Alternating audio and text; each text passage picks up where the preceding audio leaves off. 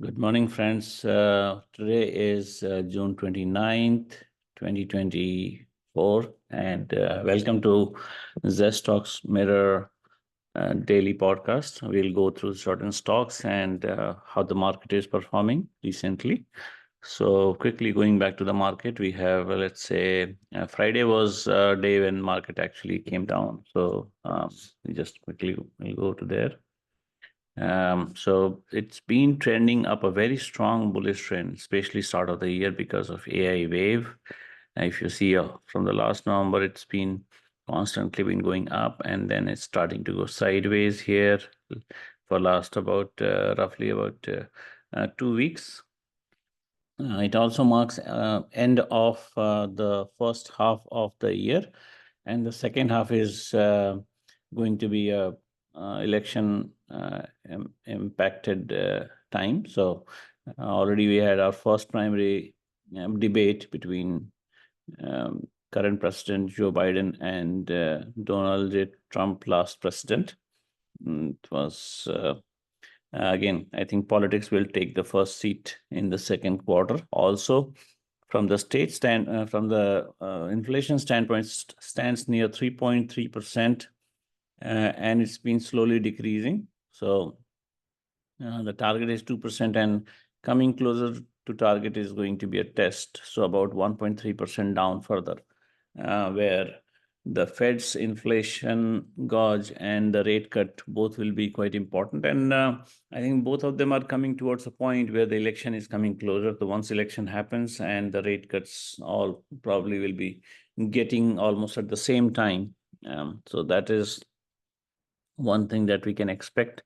Other than that, market is, I think, VIX volatility standpoint right now, VIX is low, extremely low right now. 12%, 12 between 12 range is quite low. If you see here, back in 2020, it had gone to close to like 57, so 66. So that was the maximum highest. And so yeah, from the volatility standpoint, VIX was 65 in 2020, and then once again it was close to 2000. Probably that time it was, yeah, at the second high, so 59 maybe later. So it was highest near 2008 time frame, and then it's been there's some choppiness, but it comes down again. So as of now, VIX is at its lowest, closer to. Okay. After that, we will quickly go over some of the stocks that are a couple of members from our various groups have requested. So, well, first stock we'll go is PFE, right? That is, yeah, PEF, sorry. The first stock is PEF. Let's see what it is. So it's basically Euro-based. This is not NASDAQ Tesla. I think this is probably an incorrect stock. Probably this is PFE, which is Pfizer.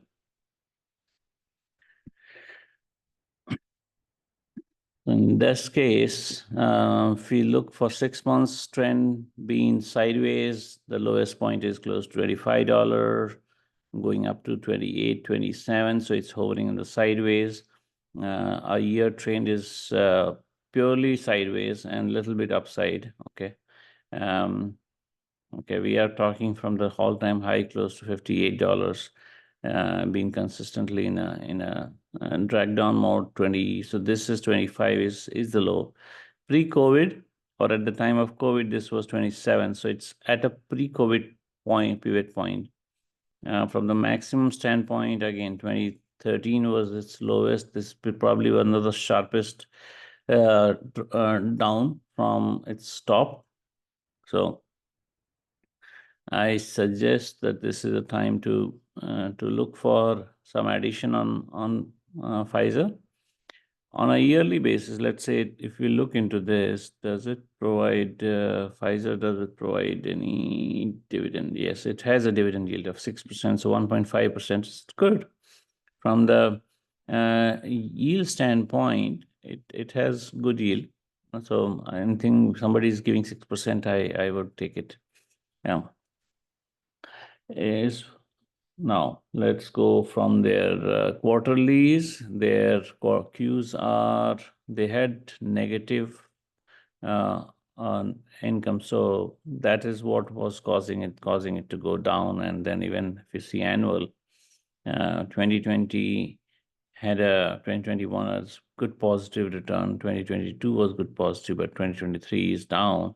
The revenue is going down as of now. In 2024,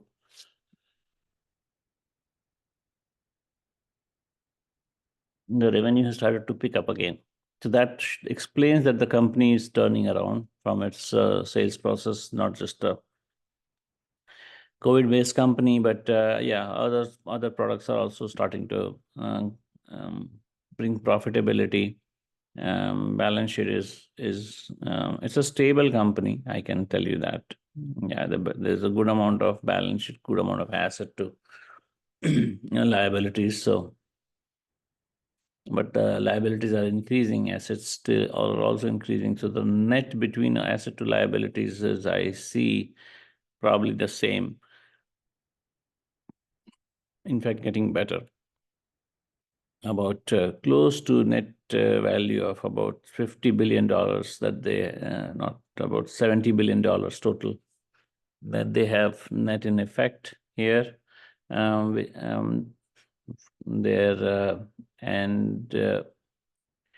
other than that, total equity is 89 billion. Yeah, that's what I was like, talking about. So yeah, the equity of the company is $89 billion, 5.65 billion shares outstanding, and price to book is also good. Okay. Now on the cash flow side, yeah, they had a positive cash flow 2023, and 2022 was negative. That drained their, and that started the downfall.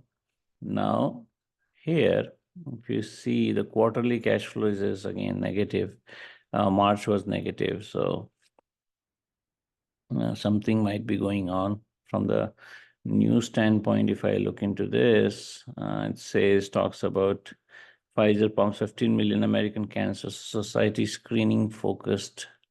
That is the we'll look into this. And then rises on FDA not an expanded use of PATs have. So this is from January. Then we have drops as it ed study of weight loss pill due. And then there is Pfizer 43 billion takeover of, okay, so it has done the investment. And then the last one is structure 300 million as an oral. Okay, so it's doing what it does. Just that the most important, the recent one, if I take a look, pumps 15 million in American Cancer Society screening focused equity push, which is, I think, for now, this is more like, I don't see it to be something which is going to make or break or something like that. So for now, I'll just go ahead with this. Nothing to do here. And then we'll Pfizer overall, I believe it's an add-on. You can add with just because of the 6% dividend yield, and at the bottom, these two look to be okay. Okay, our next stock that we are going to discuss today is Oxy. Okay, so Oxy has been, let's say, a year chart close to, it's been sideways 58 and currently 63. It went up, coming down, went up, coming down. Then their 5-year chart, let's take a look. So they were close to $10 and went up to near 60. Yeah. So as of now, their peak was 73. For me, I feel that this stock is going to be, looking into their investment, energy comprise 99% of Buffett portfolio to stocks. One more thing is like Buffett has been a great holder, because another thing is, when I see the company, it doesn't have a dividend. Market cap of $56 billion. P is good. Now then dividend yield is also, it has a dividend, small dividend, which is 1.4%. So I'll not invest for dividend, but then still when I hear Buffett bought 434 million and plans to hold it forever, that I mean, again, that's his personal thing. Again, for Buffett, it has given him great returns already, because he entered it close to $10, and it's been already 7-8 times for him for such a small amount of money, such a good amount of money actually. And quickly looking into it, annual statements. Okay, nothing that I need to be worried about. The equities have been going down. So the equity was 30 billion, and then okay. So as of now, I see 30 billion equity outstanding is okay. Return on capital 7.3%. Cash flow is net. There was a big cash flow. Probably there's some acquisition or something like that. And then their net change in cash was negative in June, came back up in December, March again negative. So as of now, I see a mixed bag. I don't see Oxy to be doing anything exceptional for now, based on everything that we can see here. For now, Oxy is not a buy, not a sell as of now.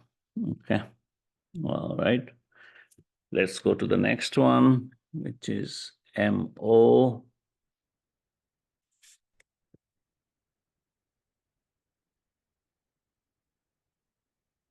One-year chart, MO is up. Their dividend is 8.61%. Good. I like it. Anything more than 5%, which is beating inflation, I like to invest into dividend-based stocks, because they give a guaranteed return, even if we are just for holding the stock.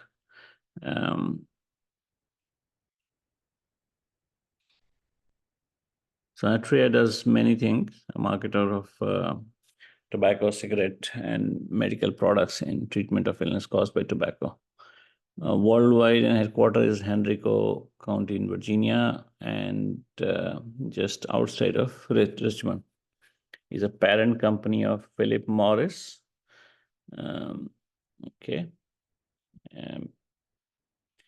Overall, it says Altria also maintained large minority stake in Belgium-based brewer InBev and Canadian cannabis company called Kronos Group. It is a common of S&P 500 and was a component of Dow Jones Industrial Average from 1985 to 2008, dropping due to spin-off of Kraft Foods in 2007 and Philip Morris International in 2008. So it has been, company-wise, it is very sideways, but gives great dividends. So just for the dividend, I like to earn safety. So I would go to invest into Atria, but it will be a part of diversified strategy in a portfolio with a diversification, and you want some safety and some prediction. So yeah, for that reason, I'll just 5 days. Yeah, Atria has 46 to 45 $. Looks like big. I don't. So here, 46, lowest. 44, 45. So just hold for now, I think. So this is one of the balanced stock, I would say. Um, Unless there's something that you want to share. So yeah, that's I'll discuss that with person who has asked for it if he's looking for something specific. And next is DELL.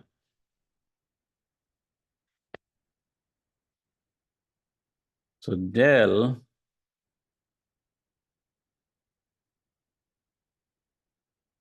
is DELL has been an uptrend, but then this was a quick up close to 179, now back to 139. Major components are, so yeah, it's been out, it has outperformed quite well.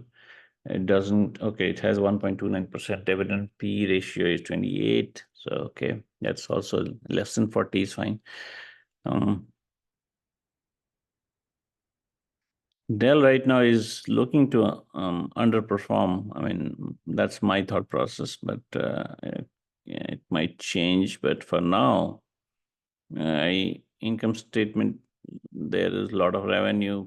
Net capital gain, net gain is lower on the annual side. Again,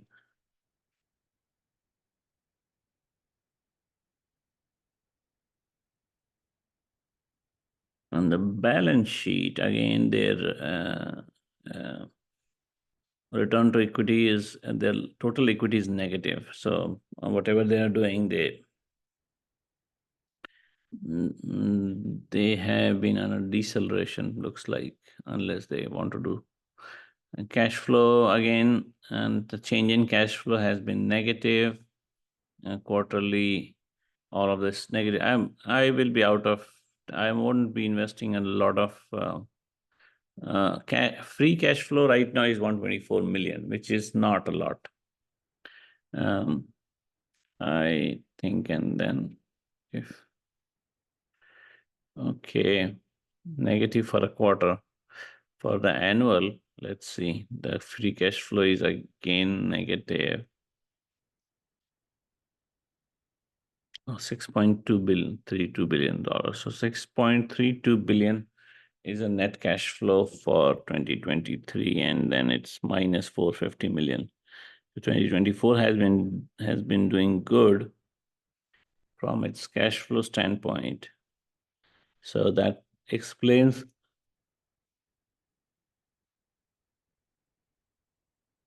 what Dell. But again, question is, this cash flow came from operations, which is good. So I like that. Cash flow from investing is negative, from financing is negative.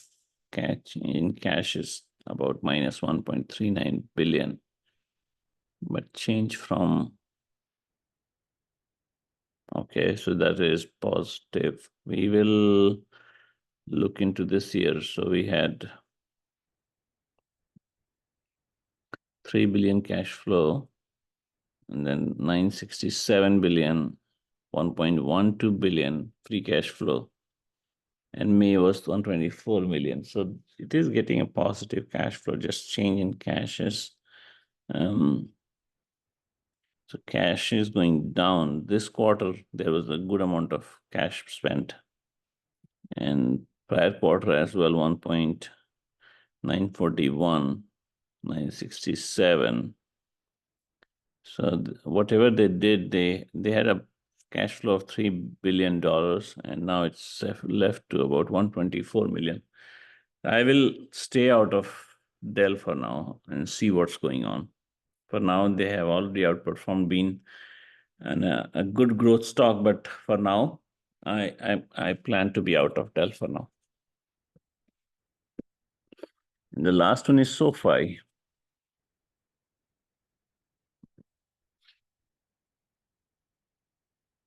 SOFI is been on a deceleration sideways stock, which is which went up at some point. 2021 was at the top, $23, $20. Right now it's going sideways. No major reason for it to just jump like anything. For now, I just think that SOFI is a watch, hold. From the investment standpoint, yes, March has been revenue increased. Cash and the net revenue in net income has also gone up. Balance sheet wise, their liabilities are increasing constantly. Cash flow, let's see. There's no free cash flow, no free cash flow, net change in cash. Okay. After looking at this, let me see what they are doing. Online personal finance company, an online bank based in San Francisco. SOFI provides financial products, including student loan refinancing, mortgages, personal loan, credit card, investing and banking through both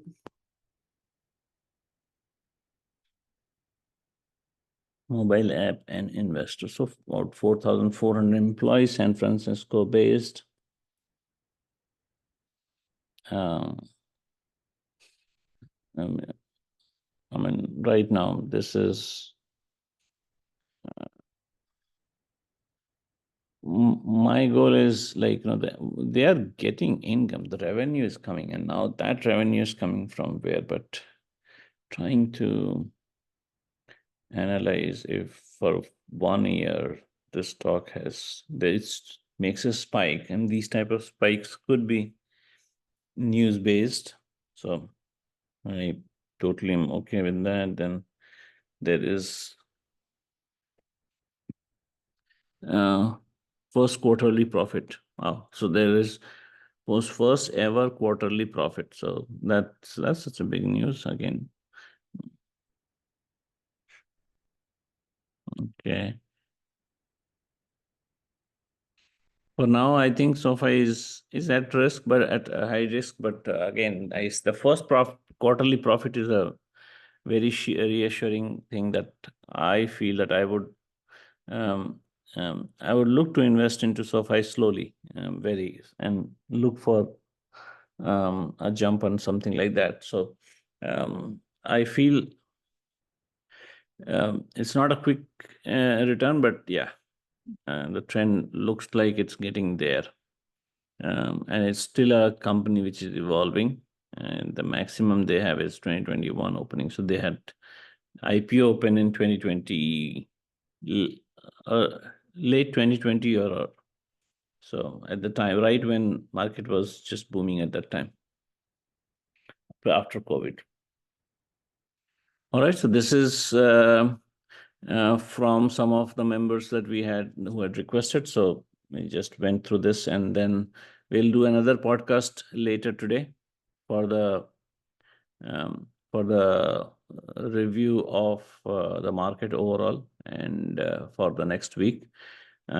Until then, please go through the website called ZestStockMirror.com, or follow us on LinkedIn and other social media like Twitter as well. So stay tuned and keep investing. If any question, just feel free to message me. If you know on one of the social contact places, you can just reach to me and send me a direct message. Okay. Keep investing and keep making money. All right. See you off from today, and we will meet you later today with a different set of podcast. Thanks a lot.